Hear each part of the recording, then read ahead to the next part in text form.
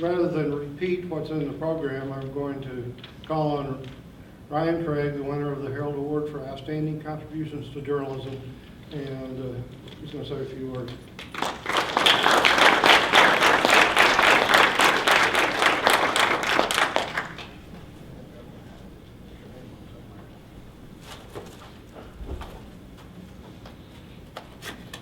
While we're getting the plaque together, there are former Herald Award recipients in the room, I do believe.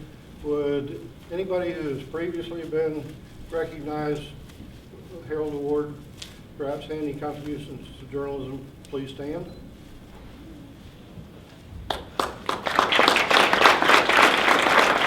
One of the strangest memories I have of College Heights Herald, and I had a lot of them, Bob, you know that.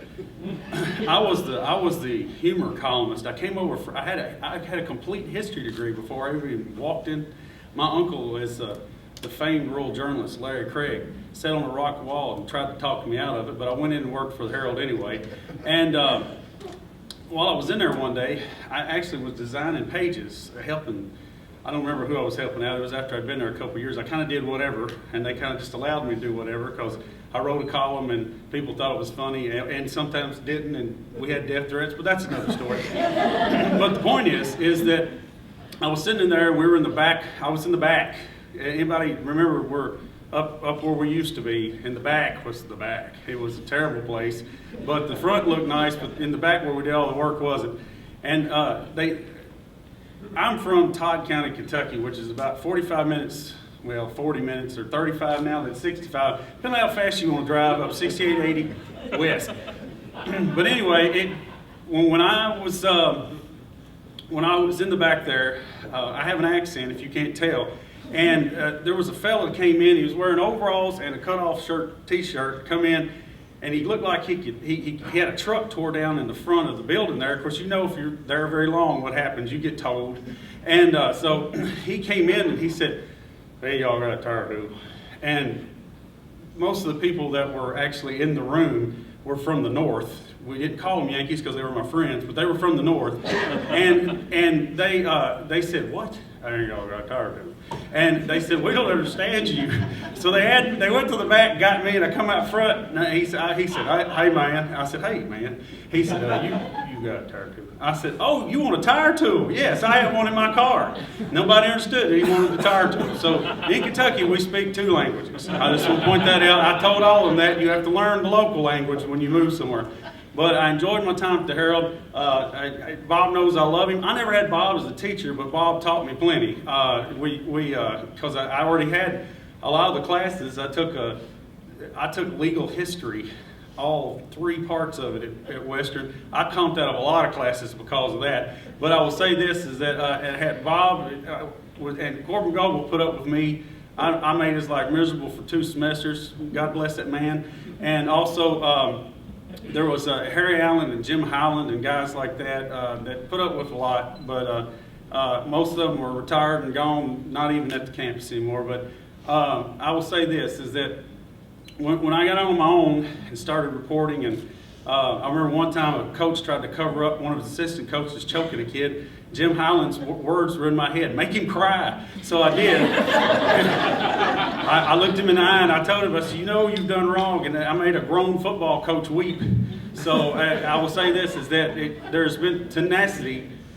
You learn things, and the thing about it in Todd County is a 9-year-old girl that was murdered by her adopted brother, which is also her cousin. There was substantial abuse in that house, in that home, before she was ever even put in that home. They never should have put her in there. If they had just read their own files and followed their own rules, she'd still be alive today. And they tried covering it up, and they tried doing the best they could, and we are still giving them a black eye. Governor Beshear won't even make announcements in my county now, and I'm just going to be honest with you, it's a good thing. Because I'm going to ask him about it when I see him next. But as for everybody here, I'll say this, and everybody that's younger, you don't have to go to the New York Times. I have some colleagues of mine that won Pulitzer. I always used to go out with Rick Loomis and Barry Gutteritz. They won Pulitzer Prizes, and I thought they were insane when I went out with them to the drag show and things like that. So I will say this, you never know. You never will know. But if you go to a small place, you can do good journalism, You learn what you need to here, and you can make life better for the people whom you serve. So I appreciate this award, and thank you, Bob, and thank you, everyone here. Thank you. As is the case with several people who have worked in journalism, she is working in marketing and working for her church in Greenwood, Indiana, as marketing director and communications director. I'm not sure what the title is, but this year's Talisman Award for Outstanding Contributions to Communications goes to Aoife Ritchie.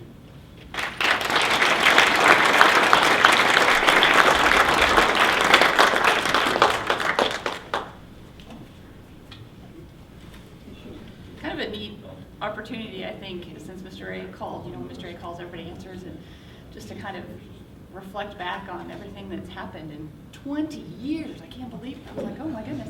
It's exciting to be here and see people like John Martin, who was my first editor when I stepped foot on campus and was just a beat reporter. And I remember sitting down at this little Apple IISi computer. The screen was about this big, and there we are, we're like in the big leagues, writing our stories. And John was just always so nice and so kind as he was taking me through. I was like, what if you try to do it like this? Just helping me focus a little bit more. But it's just so neat to see just kind of the thread of caring that kind of comes through. And I wrote a little bit about that in the biography, that it just,